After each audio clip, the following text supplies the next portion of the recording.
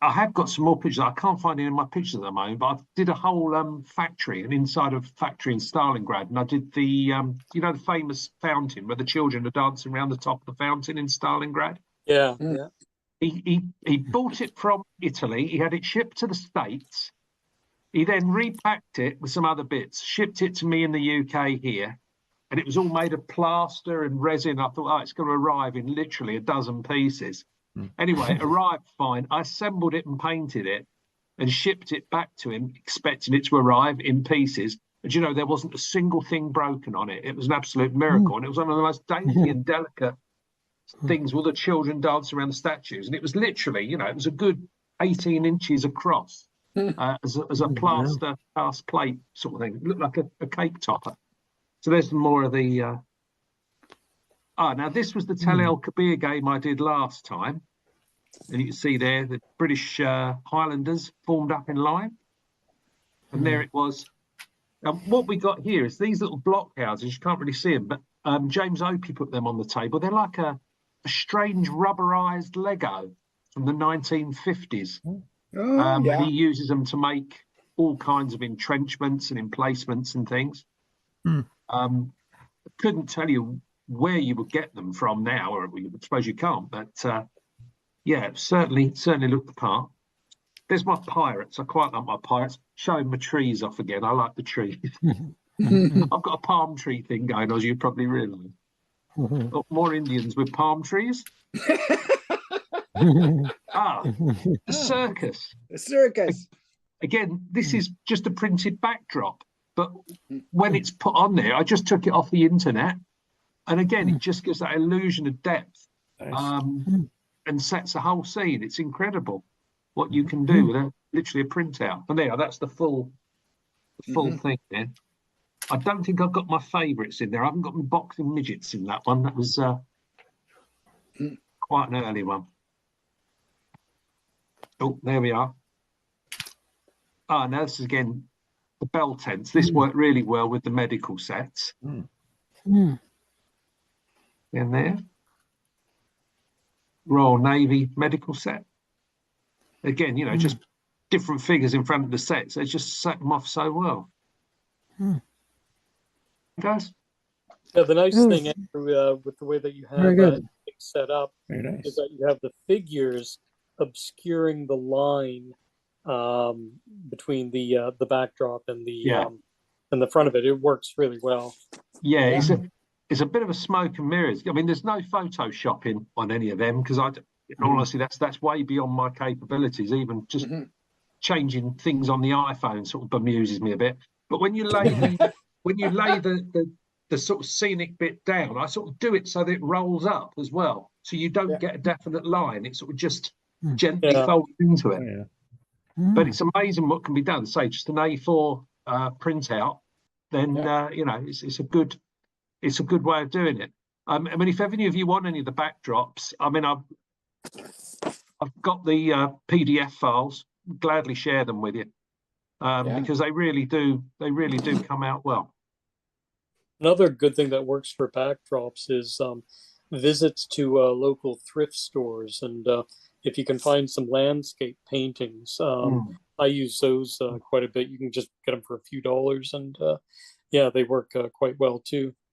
That's it. I think anything like that, isn't it? As long as what I've found is when you're doing them and you're putting the perspective in there, it's having the perspective that makes it work. You've got to think about where you're positioning things, otherwise the scales look completely bizarre.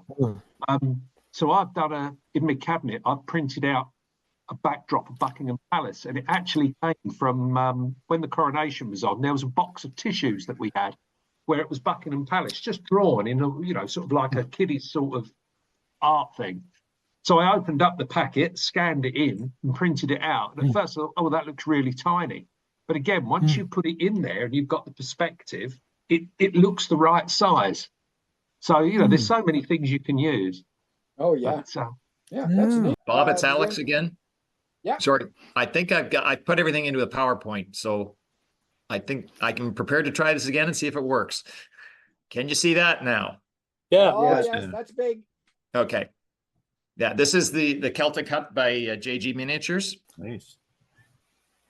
And actually, it didn't come with the door flap, but I found it on the internet. And so I got a piece of leather and glued it in. So Yeah.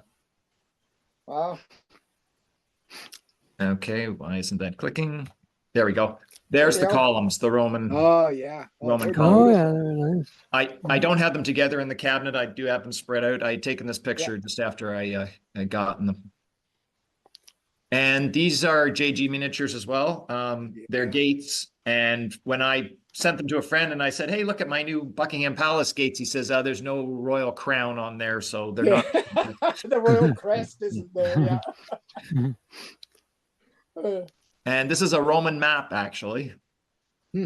So that's a king and country. Yeah. And this, I think, is a Thomas gun wagon. Came with the barrels, and I thought was pretty neat, but it looks even better when you put some British soldiers in there fighting off the Zulus. Oh yeah. So Yeah. I actually took this out of the cabinet, and I realized that it's better when you can actually see the props with the soldiers. But I was running out of time there last night, Bob. So, but what you see is basically I've got palm trees there, Andrew, if you're still on. And there's some rock things that were actually part of a model train set that my daughter gave me, and then the guy's fighting in a sandbag enclosure as well. So adding the props has really enhanced the view in the cabinets rather than just lining up soldiers. So that's where I tend to be looking for things now. And if Bob would not be selling off some of that great stuff he's got without me getting my hands on it, I'd have more.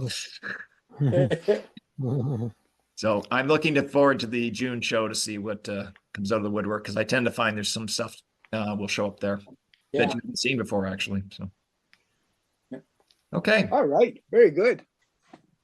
Yeah. I also have some palm trees. Picked these up at Heritage Con, not this past one, the one last year in Hamilton. Haven't put them to use yet. I have some Indian camel corps figures I was thinking of using these with. Oh yeah, they'd go good. In the past, I've done displays on American Civil War, and one of the things I'm trying to remember where I picked this up, somewhere in the States on one of my trips. Anyway, it's a The steamboat. ironclad. Boat. It's Yeah, not ironclad. not to scale with the soldiers, but Yeah. this is the it's a fairly basic model. I think it's made out of wood. Yeah, Huh. sort of folk art kind of thing. Mhm. And quite a few years ago, I picked up something in I think in an outlet mall, one of these sort of knick-knacky kind of places.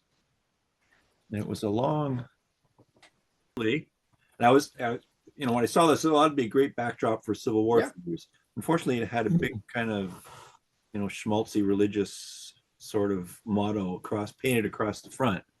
So, I finally got this out a while ago and started trying to paint that out. Yeah. I still have some more blending. I had to use a couple of coats of kind of primer type paint to cover before so the lettering wouldn't bleed through. Now I've got to match the coloring a little better. Yeah, but no, that's nice.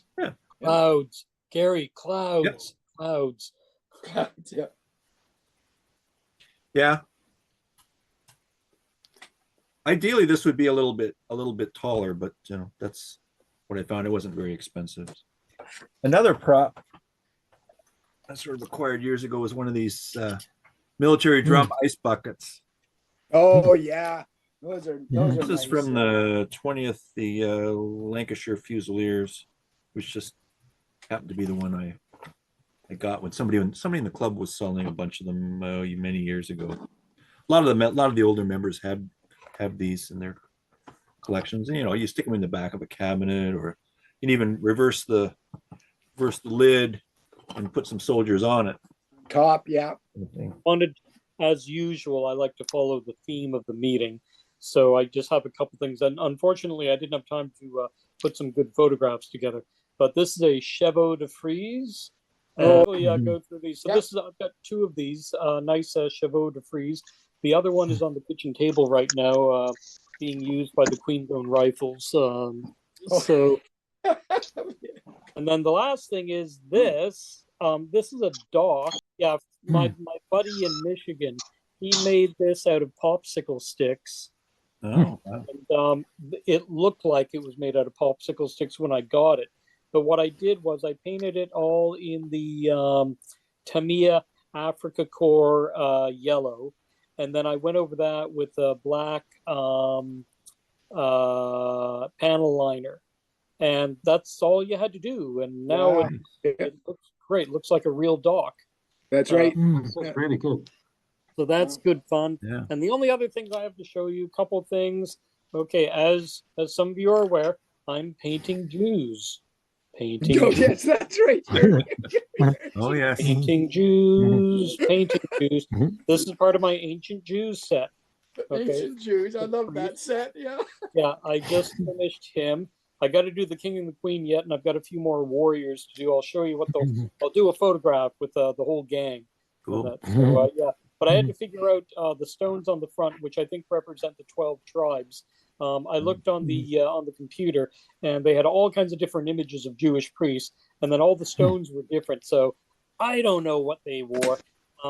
That's kind of the fun part. Like, we don't really know what Jewish warriors in the time of King Solomon wore. So anyway, you do the best you can with what you got. And the last thing I'm going to show you is something I'm quite proud of.